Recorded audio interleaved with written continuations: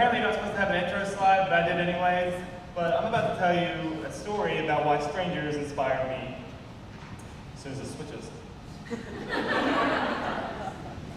All right, well, okay, brief bio. I'm from Fayetteville, West Virginia, if you're not sure where that's from. If you're not sure where that's from, we have the big bridge, the New River Gorge Bridge down there. It's the biggest bridge in the Western Hemisphere. Like, I mean, what kind of award is that, by the way? Like, really? All right, cool.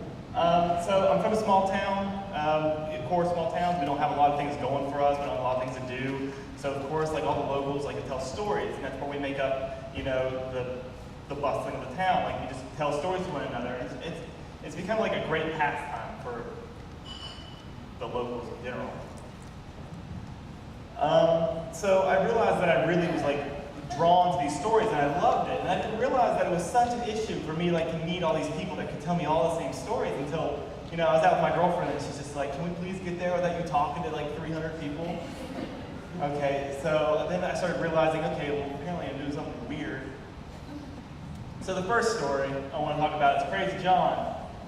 So I met Crazy John through a local who I was just looking for local art, and the guy was like, "Hey, you should go check out Crazy John. He lives in the Tombstone House." So we went down there. No big deal, wasn't home, we knocked on his door. So the town we were in was hit in West Virginia. I mean, like, half the town is abandoned. There's no place, like, you know, half the stuff's gone. There's barely any businesses.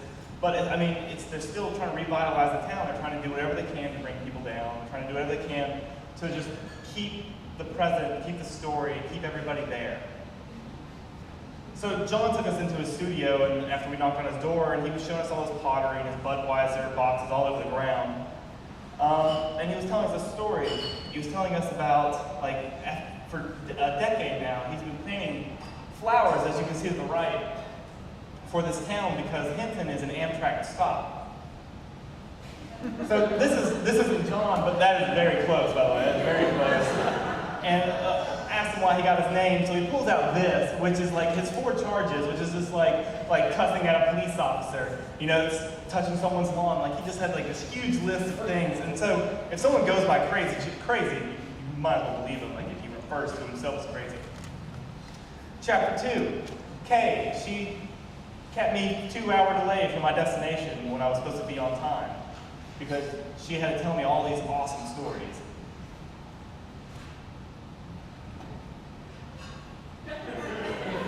All right, Kay lived in Raynell, West Virginia, which was home of the biggest sawmill in like the entire world, by the way.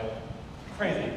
And like Raynell was the place to be. It had like all the grease lightning kind of type of bars, roller skating rinks. Like you weren't cool if you didn't live in Raynell. So Kay's idea was to keep these stories going. She wanted to preserve these stories of Raynell. And for example, this one right here was the Mountain Man. So this whole story was based on this guy who didn't want to live with anybody. He didn't want to talk to anybody, and he lived far up on the mountain. And he went to town once a month. And when he went to town, like the streets would line with people because everybody was interested to see the Mountain Man. So when you would buy her drawings, you would get that story written on the back. Like her whole idea was to keep these stories going because people leave these stories, people stop telling them, but she wanted to keep them alive. And that's so great about her. Like she had so many stories preserved on each one of her prints. They weren't prints, they were sketches, so there's one of each. All right, so this is where my habit of talking to strangers really came to light. When I did a project in college for a town called Osage. Now Osage is like, it's literally like a stone throw away from Morgantown. Not very far at all. And I mean, they just got sewage, like city sewage, like at the beginning of 2000. And they're not very far from the city. And they also, another random fact is like the guy who invented the steel drum lives there. I don't know, that's weird. I didn't know he was around. So they came to us and they're like, "Hey, can you help us build a museum? Like, we just want to, keep our history known." And we just were like, "Well, that's boring. Like, why do you want a museum?" So, like, my group of people, it was like, they came to us. My group. So we started brainstorming a few ideas, And we came up with ideas that, like, outside of a museum, how can we get people interested in this town? How can we get, like, the people that drive by this town, I mean, it's a 100-yard town, it's not very big. Like, how can we get this good impression on this town? Like, how can we leave something? So we came up with a whole bunch of ideas, and I was the lead of a book project. Okay, so the book project is like, how can you like preserve the history in books? And I was like, why don't we just, preserve their stories? So the whole idea was like, we all hand down and talk to all these people of the city of Osage to preserve their stories, put them in books. We put those books in geocaches boxes along a trail that went through Osage, and so people wanted a trail to find it. So we went through this whole, we wound up building a museum that they wanted. But anyways, we built them a website so they could keep everything up to date, so we can get people in there. And they wound up like doing a 5K run. They put up a mural. They got more community-based stuff through, and it was such a great skill and stuff.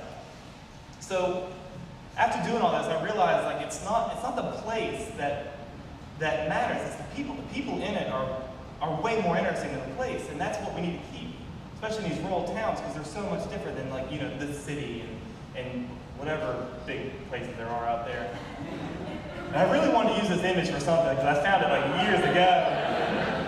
But I realized like strangers just have the best stories. They just honestly do, and you just should share them to everybody. Just keep these stories alive.